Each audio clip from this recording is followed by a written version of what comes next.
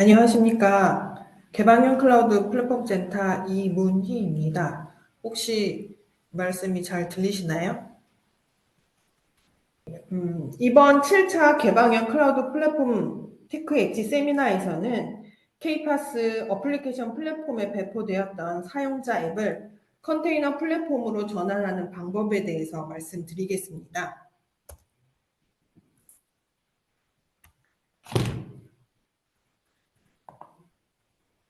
오늘 설명드릴 내용은 다음과 같습니다.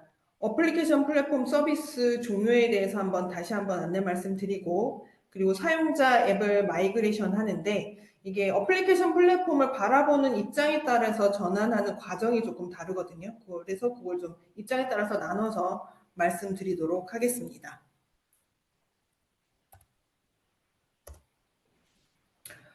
서비스 종료를 앞두고 있는 어플리케이션 플랫폼 모듈은 어플리케이션 플랫폼, 그 다음에 어플리케이션 플랫폼의 경영 모델인 민, 그 다음에 멀티 클라우드 환경을 대비했던 멀티 CPI, 그 다음에 어플리케이션 플랫폼 사용 편의를 위해서 제공했었던 사용자 포탈, 운영자 포탈, 그리고 사용자 앱이 서비스에 필요했던 여러 서비스들이 그 대상이 되겠습니다.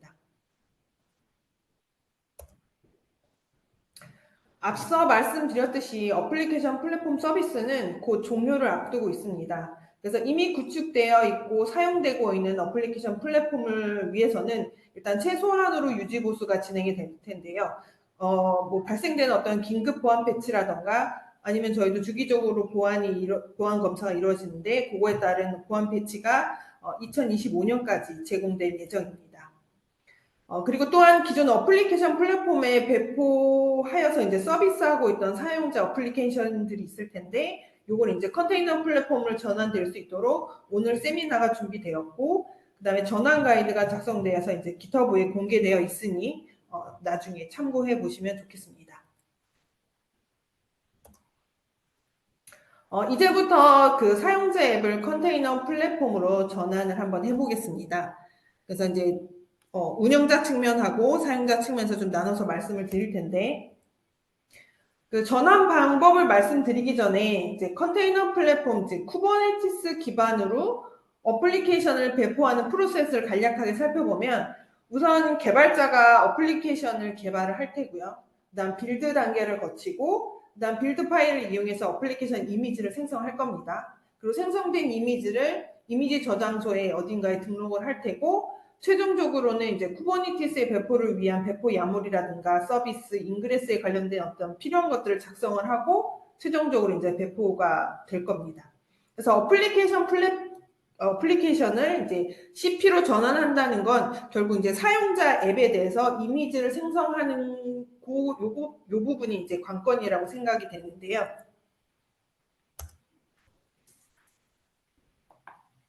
그래서 AP를 바라보는 입장에 따라 그러니까 어플리케이션을 CP로 전하는 과정이 이제 다릅니다. 그래서 우선 AP 운영자 측면에서 생각해 보면 AP 운영자는 어플리케이션 플랫폼을 배포되어 있는 모든 그러니까 어플리케이션이 배포되어 있는 모든 어플리케이션 이제 접근이 가능할 텐데 이걸 이제 다르게 표현하면 사용자 앱이 러닝되고 있는 머신에 접근이 가능할 테니 그래서 사용자 앱이 빌드되어 있고 그 상태를 이제 접근할 수 있을 겁니다.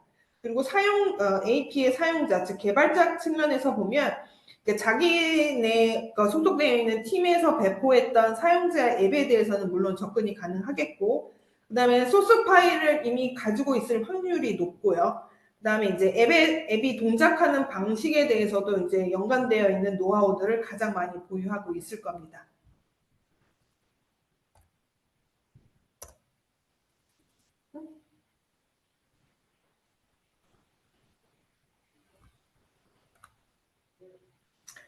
그래서 우선 어플리케이션 플랫폼 운영자 측면에서 한번 살펴볼 텐데 사용자 앱을 컨테이너 플랫폼으로 전환하는 과정 이제 말씀드릴게요.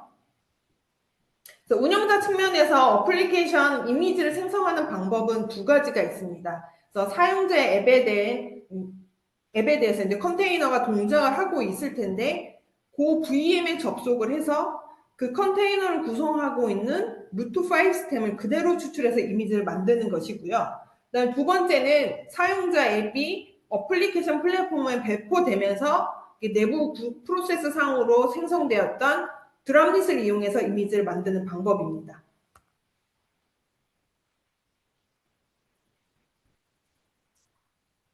보시는 이미지는 어플리케이션 플랫폼을 구성하고 있는 구성도인데, 이 중에서 이제 사용자 앱이 어디쯤에 동작하고 있는지 이제 빨간색으로 표시를 해 두었고요. 그래서 정확히는 디에고 셀이라고 명명되는 VM에 위치하게 됩니다. 그래서 루트 파일 시스템을 활용하는 과정 중에 이제 첫 번째인데, 먼저 CF-CLI를 이용해서 이제 CF-Apps라는 명령을 시행하면 그 타겟이 되고 있는 ORG 내에 스페이스에 배포된 앱 목록을 확인할 수가 있습니다.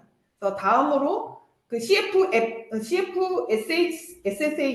그 다음에 앱 네임을 입력하면 그 원래 내가 타겟으로 하고 있는 그 어플리케이션에 해당하는 컨테이너로 연결이 될 거고, 프롬프트 상으로 호스트명을 통해 요 빨간색으로 표시되어 있는 호스트명을 보시면 이게 이제 내부적으로 이제 컨테이너 아이디라고 할 수 있는데 그거를 확인하실 수가 있고요.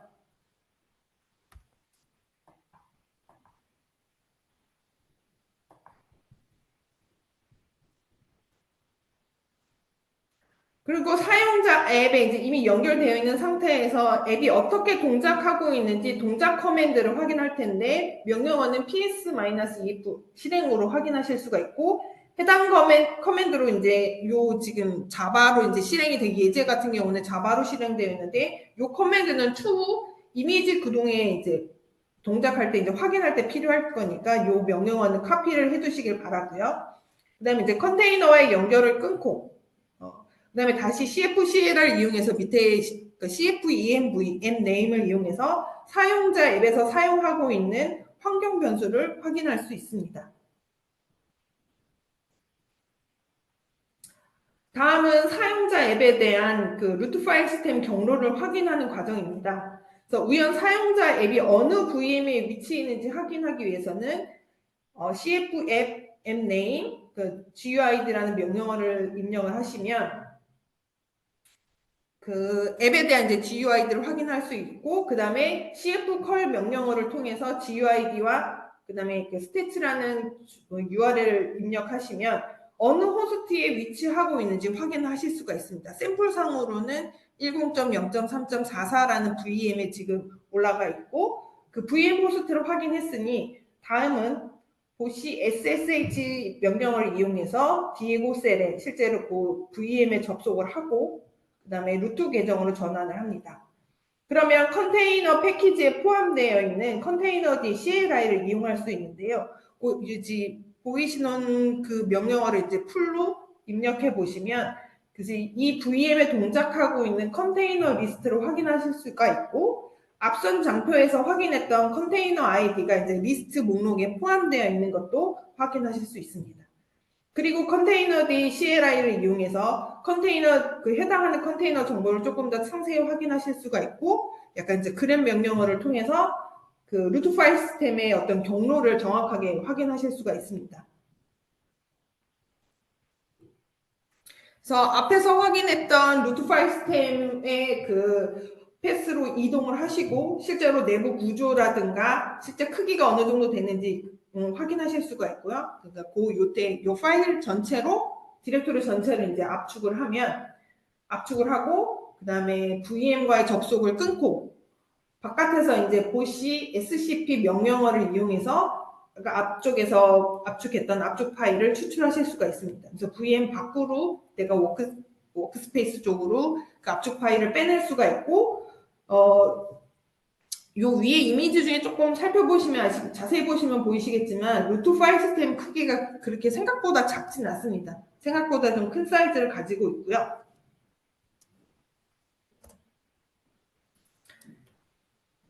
그 다음은 다커 이미지 임포트 명령어를 통해서 압축한 그 루트 파일 시스템 그 압축 파일을 이용해서 이미지를 만들고, 또 다커 런 실행하기 위해서는 아까 앞쪽에서 카피해 두었던 커맨드를 이용해서 이제 동작을 실제적으로 확인해 볼 수가 있습니다.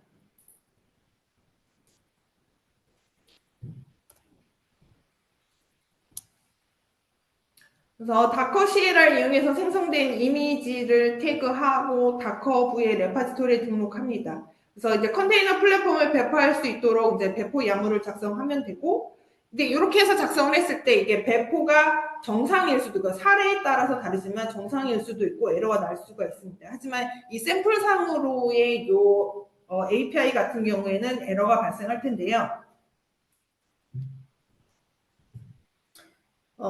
그 이유는 이제 요 API에서 필요했던 환경 변수가 이제 다커 이미지나 어디에도 적용이 되어 있지 않기 때문입니다. 그래서 앞선 장표에서 환경 변수를 ENV를 확인했었고, 그 ENV를 이제 포맷을 좀 변경을 해서 필요하다면 이제 그 사용자 앱에서 사용하고 있던 백엔드 서비스에 대한 연계 정보도 수정해서 넣어주셔야 할 테고, 그래서 환경 변수 파일을 만들어서 이미지에 반영하고 재배포를 하면 이제 이 API가 정상적으로 동작한다라는 걸 확인하실 수 있습니다. 그리고 이제 단 여기에서 이제 사용자 앱에서 사용했던 백엔드 서비스를 뭐 전환되어 있는 컨테이너 플랫폼 쪽에 어떻게 뭐 백업을 하고 재구성하는 거에 대한 내용은 여기 전환 가이드에서는 다루고 있지 않습니다. 어떻게 구성이 될지 너무 다양한 케이스가 발생하기 때문에 그런 내용은 좀 빠져 있습니다. 이번에는 이제 드랍릿을 이용하는 방법인데요. 보시는 그림은 개발자가 앱을 어플리케이션 플랫폼에 푸시할 때의 이제 시퀀스 다이어그램입니다. 이걸 간략하게 보면 개발자가 이제 4번에서 보시면 개발자가 앱에 대한 소스 파일이나 빌드 파일을 업로드를 할 테고, 또 7번 단계에서는 그 이제 내부적으로 어플리케이션 플랫폼이 빌드팩을 이용해서 앱 파일을 컴파일하고 이제 스테이징 준비를 합니다. 그리고 9번에서 보시면 이제 그 어플리케이션 플랫폼 자체가 드랍릿을 생성하고 이제 블록스토어에 저장하게 두고 있거든요. 그래서 이걸 이용하는 방법인데, 앞선 장표에서 이제 생성됐던 드랍릿 같은 경우에는 CFCLI 명령어 중에 다운로드 드랍릿이라는 명령어를 이용하면은 그냥 그 빌드 파일 되어 있는 드랍릿 형태를 이제 압축 파일 형태로 다운로드를 할 수가 있습니다.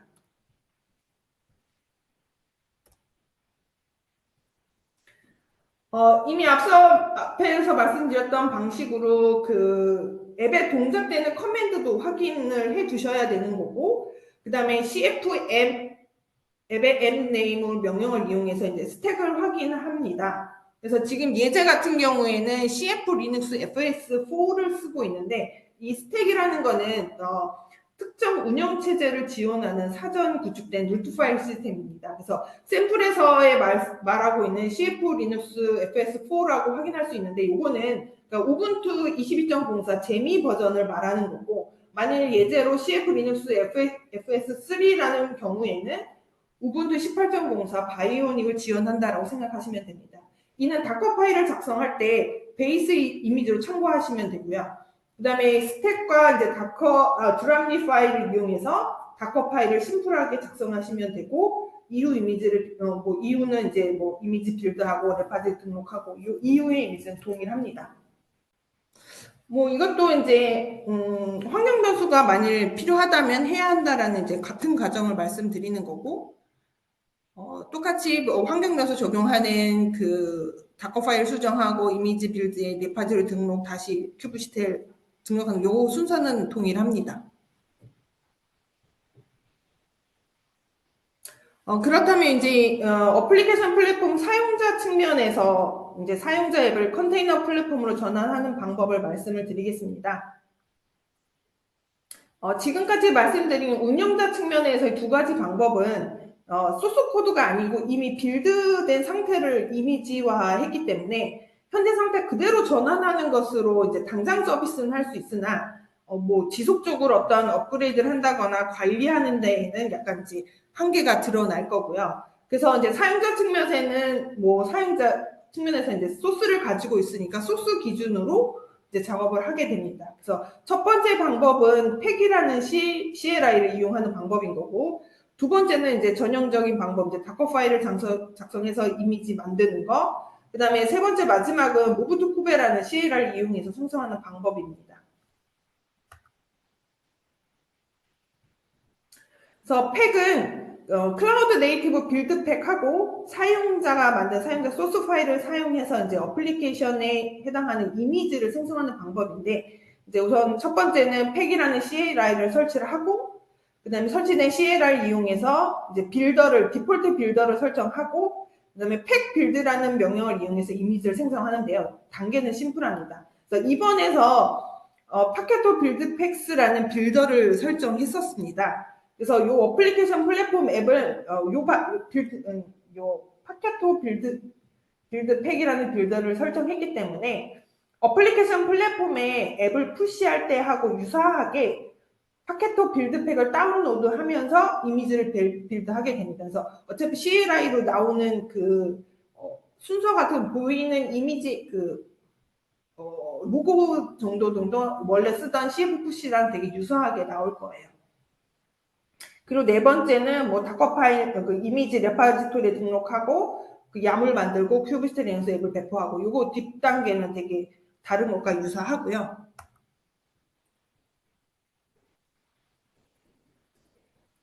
그 다음에 다커 파일을 작성해서 이제 이미지를 생성하는 거는 뭐 이미들 잘 알고 계실 수도 있고, 또 지금 본 세미나보다는 조금 더 전문적인 교육이나 자료가 더 많이 있기 때문에 그쪽에서 찾아볼 수 있으실 거라고 생각을 하고 이 내용을 생략하도록 하겠습니다. 그래서 마지막인데, 그 Move to Cube라는 툴을 이용해서 할 수가 있습니다. Move to Cube 같은 경우에는 다커 컴포즈나 클라우드 파운드리 매니페스트, 그 다음에 자바, 파이썬과 같은 다양한 소스 코드를 다커 파일 또는 다커 파일하고, 그 다음에 쿠버네티스 배포할 수 있도록 파일들을 생성해주는 도구입니다. 그래서 Move to Cube 같은 툴을 이용하려면 일단 첫 번째로 말씀드렸던 것처럼 Move to Cube라는 CLI를 설치해야 되는 거고요. 그 다음에는 그 Move to Cube에 collect라는 명령어를 실행을 합니다. 그러면 어플리케이션 플랫폼에 배포했었던 어플리케이션 정보들을 막 수집을 할 거예요. 근데 이때 또 필요했던 게 이제 CF CLI 로그인 정보가 필요합니다. 이미 요 명령어를 치기 전에 CF로 로그인이 되어 있어야 되는 거고, 그 다음에 세 번째 같은 경우에는 이제 컨테이너 플랫폼으로 전환할 어플리케이션 소스 코드 또는 빌드 파일에 대한 플랜을 수립하게 됩니다. 그래서 명령어는 move to cube 플랜이라는 명령어를 실행하게 될 거고, 그 다음에는 move to cube transform 명령어를 실행합니다. 그럼 이제 실행해서 이제 어플리케이션을 변환을 요청하게 되는데, 이때 이제 엄청나게 많은 것들을 물어볼 거예요. 그래서 입력할 때 이제 주요한 항목들 같은 경우에는 이미지 저장소에 해당하는 URL, 그 다음에 ID 패스워드, 그 다음에 뭐 클러스터 타입, 그 다음에 서비스 인그레스 종류, 그 다음에 최소의 레플리카 수 등 여러 가지를 물어볼 거고, 그거에 맞게끔 이런 값을 이제 입력해 주시면 되고, 이게 성공적으로 변환이 수행이 되고 나면 여러 가지 파일들이 생성이 될 거예요. 그래서 우리가 하고 있는 요거 중에 가장 관건이 이미지를 빌드할 수 있는 빌드 이미지스라는 폴더에 보면 그 빌드 이미지 스크립트 파일들이 생성이 되어 있을 거고, 그 다음에 이미지를 레지스트리에 등록할 수 있는 푸시 이미지스라는 스크립트 파일이 생성되어 있을 겁니다. 그 다음에 이제 최종적으로 컨테이너 플랫폼에 배포할 수 있는 디플로이먼트, 서비스, 인그레스, 뭐 시크릿, 야물 등 여러 가지 파일들을 이제 생성되어 있는 것을 확인하실 수가 있고, 뭐 지금 보여지는 예제 쪽에 가서 그 경로에 가서 보시면 이제 수행하시면 이제 뭐 이미지를 만들고 레지스트리에 등록하고 쿠버네티스에 배포하는 그 작업이 자동적으로 수행이 될 겁니다. 이렇게 해서 여러 가지 이제 어플리케이션 플랫폼에서